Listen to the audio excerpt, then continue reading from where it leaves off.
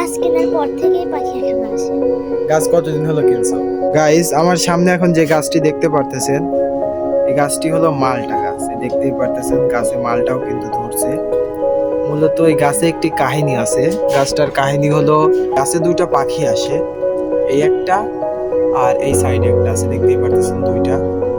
তো এই পাখি দুইটা আসে সন্ধ্যার সময়, সারা রাত এখানেই থাকে, ভোর হলেই চলে যায়। তো কাহিনীটা কেমন যেন, যাই হোক সুন্দর, এটার কাছে গেলেও কিছু বলে না। তো এখানে আমার ভাস্তি আছে, ভাস্তির কাছ থেকে শুনবো।